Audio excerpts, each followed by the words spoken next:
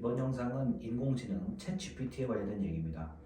현재 저는 이제 챗 GPT 유료 버전을 1년 정도 쓰고 있고, 그걸 통해서 아주 많은 일을 하고, 때로는 궁금한 걸 많이 물어보고 있습니다. 그래서 이게 이용하는 사람들마다 천차만별이기 때문에, 그리고 다양하게 이용할 수 있기 때문에 저는 제가 그냥 이용하는 방법을 제가 하는 거 중심으로 말씀을 드리겠습니다.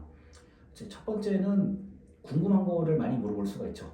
그게 과거에는 이제 네이버 검색창, 그 다음에 구글 검색창, 이제 거기에 입력한 걸 유튜브에 입력을 하죠. 유튜브 검색창에 입력을 하죠. 자, 그러다가 이제 답변이 좀 시원치가 않으면 챗 GPT한테 물어보는 경우가 제일 많습니다. 그게 뭐가 됐든 간에 정말 좀 시덥지 않은 것부터 시시콜콜한 것부터 내가 좀 궁금하다 싶으면 물어보면 어느 정도는 답변이 나오죠. 이제 이런 기능들이 제일 많고, 두 번째가 이제 통계 분석입니다. 과거에는 이제 통계 분석을 하려면 거기에 맞는 그 프로그램들, 상당히 그 전문성 있는 프로그램들, 그리고 그 어떤 그 산업 영역에 따라서 맞춰진 그런 통계 패키지를 많이 이용을 했는데, 굳이 내가 그것까지 이용을 안 하고 나는 좀 간단한 통계를 하겠다라고 하면 챗 GPT가 아주 훌륭한 그 길잡이가 됩니다. 엑셀로 웬만큼 코딩을 하셔가지고 그 CSV라고 하죠. 확장자 CSV로 저장을 하셔서 잘만 올리면, 잘만 챗 GPT에게 이게 흔히 말해서 이렇게 마우스로 드래그 집어 넣으면 그 챗 GPT 스스로 이 자료가 어떤 건지에 대해서 웬만큼 분석을 다 합니다. 그 다음에 이제 좀 경우에 따라서는 이 자료의 특성은 이렇고 이 자료를 가지고 어떻게 분석해 드릴 수 있습니다까지 오히려 사용자에게 역으로 얘기를 해줍니다. 그래서 그렇게 된다고 하면 기본적인 통계, 이 영상을 보시는 분들 중에 통계 전문가들이 많으실 수도 있는데, 기초 통계, 그리고 빈도 분석, 상관관계 분석, 웬만큼의 회귀 분석, 그리고 만약에 사용자가 통계에 대한 지식이 있다고 하면 정확하게 명령을 해서 예를 들어서 무슨 회귀 분석을 어떻게 해달라고 한 식으로 한다면 아마 챗 GPT가 상당히 잘 해줄 겁니다. 그리고 그런 그 반복적인 질문, 아주 똑부러지는 질문을 한다고 하면 챗 GPT가 상당히 정확한 형태로 결과값을 제시를 해줄 겁니다. 아직까지 그래프를 그려주는 기능이 약간 그 마음에 안 드는 게 있기는 한데, 이렇게 표로 정리하고 그 문장으로 서술하는 능력은 챗 GPT를 보면서 제가 한 6개월에 한 번 정도 일부러 그렇게 제가 뭔가를 해보는데, 감탄할 정도의 이제 내용들이 나옵니다. 그래서 코딩을 만약에 정확하게 할 수만 있다면 통계 분석 웬만큼 결과값을 찾아내는 것은 챗 GPT가 매우 잘할 수 있는 거라고 보고요. 프로그래밍이라든가 나름대로 이런 어떤 코드를 짜는 것 같은 경우도 사용자가 정확하게만 얘기해주면, 그리고 사용자가 확인을 좀 잘해줘야 되죠. 그 챗 GPT의 결과가 지금 오류 값들이 있어요, 아직까지도요. 그래서 만약에 사용자가 웬만큼 이상의 지식도 가지고 있고 오류를 찾아낼 수 있을 정도가 된다고 하면 챗 GPT가 매우 훌륭한 동료가 될 수 있습니다. 자, 그런데 이제 여기서 이제 맹신을 한다는 얘기는 전 하고 싶지 않아요. 왜냐하면 이게 좀 이렇게 길게 그 명령을 입력하고 답변을 받다 보면은 그 오류가 있을 수가 있거든요. 그래서 그런 것들을 정확하게 아니라면 아니라 그러고 맞다면 맞다라고 해서 계속 이렇게 대화를 하다 보면 그 상당히 괜찮은 통계 결과를 얻을 수가 있습니다. 그 다음으로는 이제 챗 GPT가 가장 잘하는 게 번역이죠. 우리가 아무래도 그 문장을 기준으로 그 만들어진 인공지능이니까요. 그래서 언어에 대한 번역도 아주 훌륭하게 잘 해내고 있고, 대부분 영어를 이제 그 번역하시는 분들이 있을 텐데, 이 영어 문장도 좀 더 그 짧은 문장으로 해달라 그러면은 긴 문장을 짧은 문장으로 해줄 거고, 제가 이제 최근에 그 많이 쓰는 기능으로는 그 수동태, 능동태 수동태는 아실 거 아니에요. 수동태 문장을 웬만하면 능동태로 바꿔달라고 제가 명령어를 그렇게 입력을 합니다. 그러면 챗 GPT가 아마 한 3초 이내에 이렇게 수동형 문장을 능동형 문장을 바꿔주거든요. 근데 그거를 이제 사용자가 읽어보고 아 이게 문맥이 올바르다라고 하면 그걸 그대로 활용을 하시면 되겠습니다. 근데 이제 그 아무래도 수동형보다는 능동형이 읽기가 편하거든요. 그래서 그렇게 이제 문맥을 좀 잡아나가는 명령을 한다고 하면 챗GPT가 거기에 맞게 아주 잘 이제 해줄 겁니다. 그리고 이제 뭐 개인적으로는 그 관계대명사라고 그러죠. 뭐 후즈. 제가 뭐 영어를 좀 접은 지가 오래됐는데 그런 관계대명사도 좀 이렇게 웬만하면 좀 생략해 가면서 문장을 만들어 달라 그러면 또 그에 맞게 문장을 잘 이렇게 짧게 이해하기 쉽게 만들어 주거든요. 그러면 그걸 보시고 확인을 하셔야 됩니다. 보시고 아 이게 문맥에 문제가 없다 그러면 그렇게 문장을 활용하시면 되겠습니다. 아니면 뭐 저 같은 경우는 이렇게도 얘기를 해요.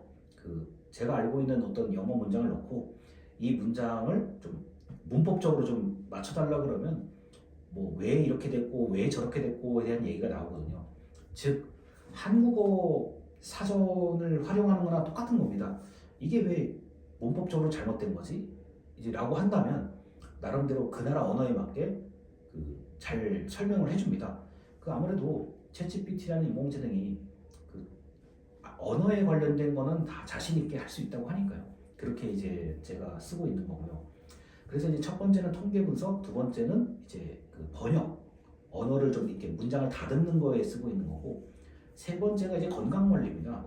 이제 건강 관리는 이거는 이제 본인의 어떤 그 양심 그리고 의사를 포함한 전문가들, 뭐 의사, 한의사 전문가들의 의견을 들어보셔야 되는 건데 이제 저는 이렇게 쓰죠. 뭐 예를 들어서 자 저는 뭐 대한민국 사람이고 뭐 나이도 몇 살이고 키와 몸무게가 현재 이렇다. 그러니까 현재 나의 몸 상태, 뭐 내가 뭐 맥박이 어떻게 되고 혈압이 어떻게 되고 그 다음에 내가 이제 그 우리가 기본값이라고 그러잖아요. 뭐 흔히 말해서 뭐 하루에 몇 보를 걸었고 이런 거 있잖아요. 그래서 저 같은 경우는 시점을 정합니다. 예를 들어서입니다. 뭐 2025년도 1월 1일 현재 나의 상태는 뭐 자 대한민국에 있고 서울에 살고 나이, 자 연령, 나이, 그 다음에 키, 몸무게, 혈압, 뭐 그 밖에 이제 최근에 일어났었던 어떤 몸의 상태, 뭐 열이 났었다, 무슨 약을 먹었었다 등등등을 이게 구체적으로 입력을 하면 그 챗GPT 입장에서는 뭐 이게 의사만큼은 아니겠으나 이게 무료로 나의 건강 상태를 어느 정도는 알아볼 수가 있어요. 자, 다시 말씀드립니다만 어느 정도는 챗GPT가 설명이 가능하죠. 그래서 아 지금 내가 이런 지금 상태구나. 뭐 때에 따라서는 이렇게 물어봐도 돼요. 자 나하고 자 비슷한 자 한국인들과 비교했을 때 현재 나는 어떤 상태니? 라고 물어보면 또 그에 맞게 또 대답을 잘 해요. 자 그렇게 해서 건강 상태 같은 거를 좀 알아보고 싶을 때 이제 내가 좀 알아볼 수가 있는 거죠. 물론 이 챗GPT에 입력을 하는 모든 내용들은 사실상 그냥 지구상에 공개하는 거나 마찬가지이긴 합니다만 뭐 어차피 뭐 제가 뭐 특별한 인물이 아니기 때문에 누가 뭐 내 건강 정보를 막 일부러 찾아볼 일은 없을 거고요. 그러면 뭐 이제 한 번쯤 내가 남들한테 말하기 어려운 이런 뭐 아픈 거 이런 거 등등등 다 물어보면 나름대로 이제 원인이나 어떤 해결 방법을 얘기를 해주거든요. 그래서 뭐 때에 따라서는 참고할 만한 뭐 홈페이지나 사이트를 좀 얘기해주는 경우도 있습니다.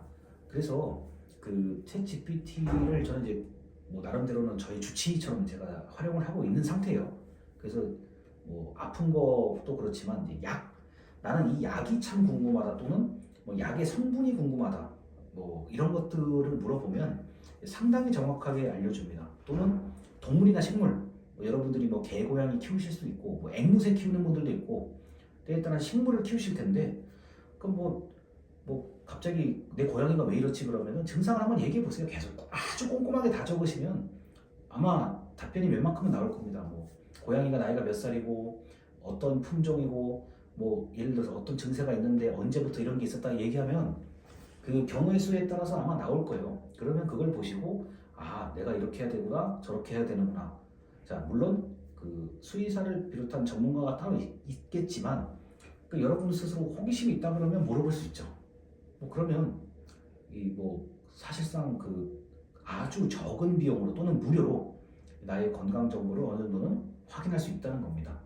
그래서 이렇게 해서 그 지금 이게 데이터가 뭐 지금 이 말한 이 순간에도 뭐 온갖 얘기를 다 할 거 아니에요. 그러니까 데이터는 계속 쌓여가는 것이고 이게 만약에 이제 알파벳으로 돼 있는 데이터라 그러면 뭐 한국어 데이터보다 제가 볼 때 비교가 안 될 정도의 데이터가 있을 거예요. 그럼 그 중에서 잘 끄집어내 가지고 정리를 해주는 거니까요.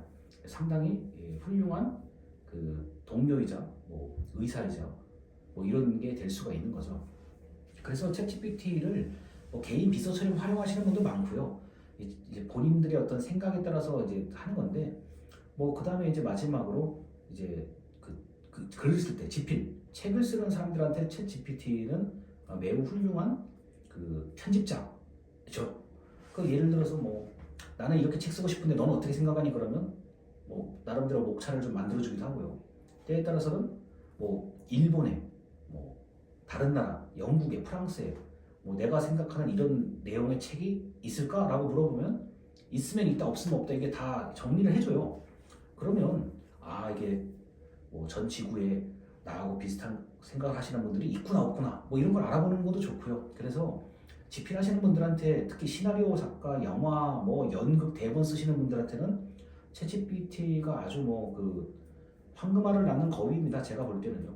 거기다 만약에 본인이 뭐 조금 더 뭔가를 하게 좀 의도를 가지고 계속 대화를 해 나가면 상당히 많은 것을 얻을 수가 있죠.